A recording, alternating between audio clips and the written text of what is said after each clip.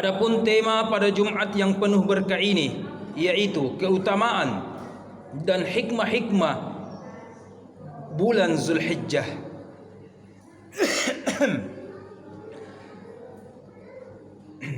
Kalau kita ditanya apa keutamaan-keutamaan yang ada di bulan Zulhijjah ini, maka salah satu jawabannya adalah berdasarkan Quran surah At-Taubah ayat 36. A'udzu billahi minasyaitonir rajim. Bismillahirrahmanirrahim. Inna iddatasy syuhuri 'indallahi 12 syahra fi kitabillahi yauma khalaqas samawati wal arda minha arba'atun hurum ila akhir ayat. Sesungguhnya bilangan bulan yang Allah ciptakan di langit dan bumi ini itu patokannya dan harga matinya cuma 12. Jamaah rahimakumullah, saya sudah teliti, mungkin kita juga bisa nanti teliti sama-sama, dari berbagai macam kalender yang ada di dunia. Kalender India, Cina, Yunani, Arab, Bali, ya, dan seterusnya, yang menggunakan 3 metode perkandeleran, ya. Ada metode berdasarkan peredaran matahari, ada berdasarkan peredaran bulan, ada bahkan perpaduan antara matahari dan bulan. Maka kesimpulannya cuma satu, walaupun beda-beda namanya, ya, ada misalkan Januari, ada namanya Muharram dan seterusnya, tetapi semua kalender dari dulu dan sampai sekarang, bahkan sampai hari kiamat, itu bilangannya cuma 12. Maka Al-Quran ini membuktikan kemukjizatannya. Padahal kita tahu jamaah, dulu bangsa Arab, sebagaimana sabda Rasul sallallahu alaihi wasallam, nahnu qaumun, kitalah kaum yang ummiyun. Apa itu ummiyun? Tidak bisa baca tulis, tidak bisa membaca, bahkan tidak tahu menghitung. Tetapi kenapa Rasulullah dan para sahabatnya mendapatkan informasi bahwa perkandeleran itu, kalender itu cuma 12 bulan, dan itu terbukti dari ilmu-ilmu yang ada sekarang. Maka itu terbukti hanya 12 jumlah bulan yang ada. Masya Allah. Dan kalau kita kaji lebih lanjut ayat ini, ya, ayat ini letaknya di juz 10.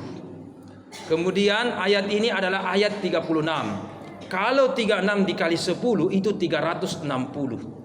Apa dibalik 360? Itu peredaran dan rotasi. Sebuah lingkaran bumi ini, matahari kalau beredar, ya kan, itu lingkarannya cuma 360 derajat. Dan kemukjizatan kedua dari ayat ini adalah rata-rata antara kalender Masehi dan kalender Hijriyah, kalender Syamsiyah dengan kalender Qamariyah. Kita tahu kalender Masehi Januari Februari itu jumlah harinya sekitar kurang lebih 365. Sementara di kalender Hijriyah itu kurang lebih harinya 355. Kalau 365 ditambah 355 dibagi 2, maka rata-ratanya sama dengan ayat ini, 360. Masya Allah. Ini terbukti bahwa informasi yang kita sampaikan ini adalah bukan informasi dari Muhammad atau manusia biasa yang bergelar wahyu utusan Allah, tetapi ini informasi dari Allah Subhanahu wa ta'ala. Masya Allah. Kemudian kita lanjut. Di antara 12 bulan itu, minha arba'atun hurum, ada 4 bulan yang haram, yang mulia. Jadi jamaah, bukan berarti kalau haram itu tidak boleh. Jadi dibedakan kamus Indonesia, misalkan ada miras haram, ada perbuatan ini haram, dan seterusnya. Secara umum haram dalam bahasa Arab itu salah satu maknanya adalah mulia, suci dan mulia. Kenapa dikatakan di Mekah di sana Masjidil Haram? Kalau misalkan haram kita kunjungi, tidak kan? Justru sekarang kita berbondong-bondong haji umrah ke sana. Kenapa dikatakan Masjidil Haram? Itu masjid yang suci, itu masjid yang mulia, bukan berarti haram untuk kita pergi. Bahkan ya haram bagi orang kafir untuk menginjak kakinya. Makanya keharaman segala sesuatu itu untuk mensucikan dan menjaga kemuliaan hal tersebut. Karena Mekah adalah suci dan mulia, maka dijaga dari orang kafir untuk haram untuk menginjak kakinya di sana. Kita juga ini jamaah khalifah, ya, penerus dan pengganti Allah di muka bumi ini. Makanya kenapa ada minuman, ada makanan, ada perbuatan yang haram? Karena hati ini suci, jiwa ini pemberian Allah, roh ini suci. Maka supaya tidak ternodai dengan hal-hal yang negatif, tercemar, maka diharamkan ini. Maka pada hakikatnya sebuah keharaman adalah mensucikan dan memuliakan roh dan ciptaan Allah yang berada di diri kita. Masya Allah. Kemudian kita lanjut. Di antara 12 bulan itu ada 4 yang haram, ada 4 bulan yang suci dan mulia, yaitu 3 bulan berturut-turut, mulai dari bulan lalu Zulqa'dah, bulan ini Zulhijjah, dan bulan akan datang, ya, bulan Muharram, ditambah lagi bulan Rajab. Itulah 4 bulan yang haram. Masya Allah. Kemudian ada banyak hikmah-hikmah di balik Zulhijjah ini. Tentu yang kita ketahui adalah di bulan ini kita kemarin menyelenggarakan Idul Adha, berkurban, kemudian menunaikan ibadah haji. Masya Allah. Tetapi salah satu hikmahnya adalah di bulan Zulhijjah ini terjadi pembinaan umat yang diawali dari rumah. Di dalam surah As-Saffat, ya, surah setelah surah Yasin, juz 23, di situ dikatakan falamma balaga ma'au sa'yah. Kita tahu ini ceritanya, bagaimana ketika Nabiullah Ibrahim alaihissalam membina umatnya, dalam hal ini mengawali dengan membina anaknya. Kenapa kita belajar membina keluarga, membina jamaah, membina umat dari Nabi Ibrahim? Kenapa jamaah? Kenapa bukan nabi-nabi lain? Ya, Nabi Adam kita tahu ada anaknya bahkan baku bunuh, ya, membunuh. Oke. Nabi Nuh bahkan ada anaknya, ya, terlepas dari seorang nabi, ada anaknya bagaimana? Bahkan ada istrinya tenggelam, ya, kafir dan ditenggelamkan oleh Allah, diazab. Tapi Nabi Ibrahim alaihissalam, masya Allah, ya, semua anaknya nabi semua. Semua anaknya Nabi Ibrahim nabi semua. Kita sebutkan siapa namanya? Nabi Ishak anaknya nabi semua.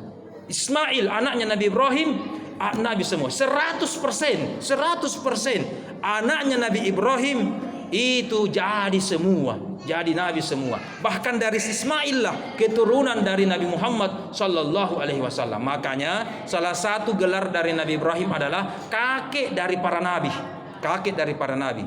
Jadi istilahnya semua nabi yang ada kurang lebih itu berpatokan dan muaranya itu kepada Nabi Ibrahim alaihissalam. Pokoknya, masya Allah. Ya, Nabi Ishak seorang nabi. Tapi ada beberapa anaknya, tapi cuma Nabi Yakub yang jadi nabi. Ya, Nabi Yakub banyak anaknya, tapi cuma Nabi Yusuf yang jadi nabi. Tapi beda dengan kakeknya, Nabi Ibrahim, semua anaknya 100% jadi semua. Maka kita belajar bagaimana cara membina keluarga dan jamaah bersama Nabi Ibrahim, yang letaknya ketika itu juga terjadi kurang lebih di bulan Zulhijjah beberapa abad silam yang lalu. Masya Allah. Tapi sebelum kita bahas apa yang dimaksud dengan membina jamaah, apa yang dimaksud membina? Membina betul sudah menjadi bahasa Indonesia, sudah masuk di dalam KBBI. Tapi asal muasal dari kata membina, ya, ada namanya membina, ya, itu sebenarnya terinspirasi dari asal usulnya dari bahasa Arab, ya, bahasa Arab. Dari kata bana ya bani, ya kan? Bana ya bani albina. Makanya namanya membina. Bahkan tukang batu, bukan batu, namanya al-banna, ya. Oke. Membina. Kenapa orang membina, orang mengasuh, orang mendidik dikatakan terinspirasi dalam bahasa Arab membangun? Kenapa? Karena kita itu mau membangun karakter anak-anak ini. Kita mau bangun karakternya, ya kan? Cinta sholat, gemar membaca Al-Quran, sopan santun dan sebagainya. Itu bagaikan kita tukang batu.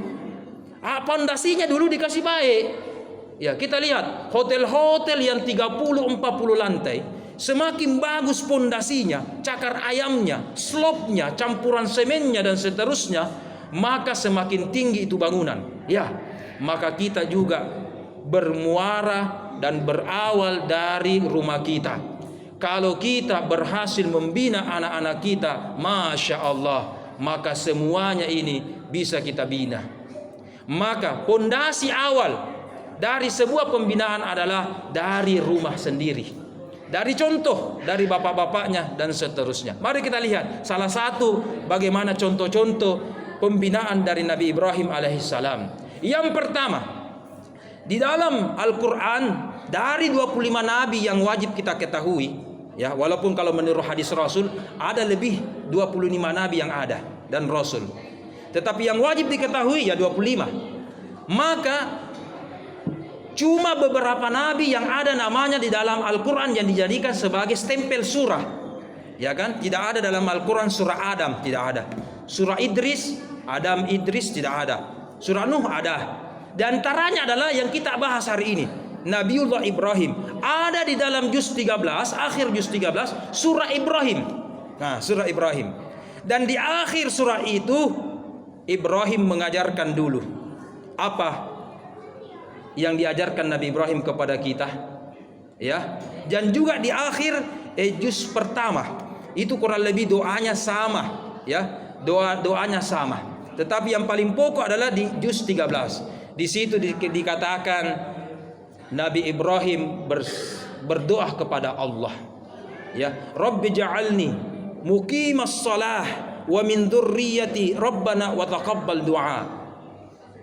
Seorang ayah, seorang RT kalau di sini, seorang pak desa, seorang lurah, bahkan seorang presiden, sebelum kita membina, mengurus jamaah, bahkan seorang dosen sebelum mengurus mahasiswanya, maka kita sebagai orang tua, bapak dan ibu harus mengawali dengan doa kepada yang kita bina.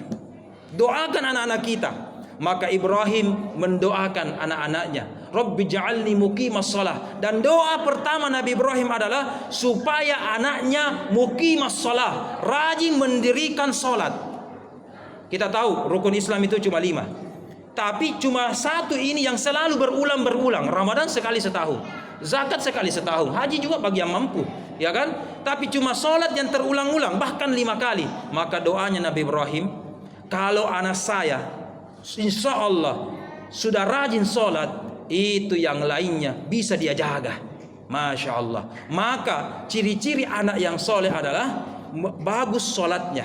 Dan ini sebelum kita suruh anak kita untuk sholat, Nabi Ibrahim berikan contoh. Doakan dulu anak kita untuk sholat. Jamaah rahimakumullah. Hemat saya dalam Al-Quran, cuma 2 nabi yang dikatakan uswah atau teladan. Ya, dari sekian banyak nabi dan rasul yang ada, cuma 2 nabi yang dikatakan dalam Al-Quran uswah atau suri teladan yang baik. Yang pertama namanya Nabi Muhammad tentu. Yang kedua adalah Nabi Ibrahim alaihissalam. Ini adalah contoh atau teladan yang bisa kita contohi. Saking uswah dan teladannya Nabi Ibrahim, jamaah, bagaimana?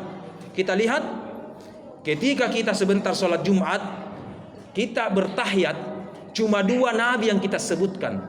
Namanya siapa? Nabi Muhammad dengan namanya Nabi Ibrahim. Maka salawat ini ketika kita matahiyat disebut dengan salawat Ibrahimiyah.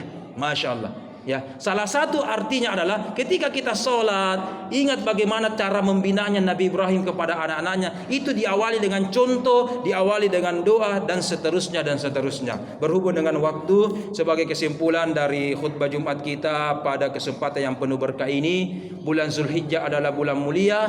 Mari kita muliakan ini dengan memperbanyak ibadah-ibadah, berzikir kepada Allah Subhanahu wa taala. Dan yang kedua, salah satu hikmah di bulan Zulhijjah adalah pembinaan keluarga dan masyarakat. Maka kita mengawali pembinaan kita di bulan ini. Kalau bukan sekarang, kapan lagi? Kalau bukan kita, siapa lagi untuk membina keluarga kita masing-masing? Dan pembinaan yang terbaik adalah bagaikan membangun. Kita awali dengan doa, kita awali dengan berikan contoh, dengan sopan santun, dan seterusnya dan seterusnya. Terima kasih. Barakallahu li wa lakum fil Qur'anil azim wa nafa'na wa iyyakum bima fihi minal ayat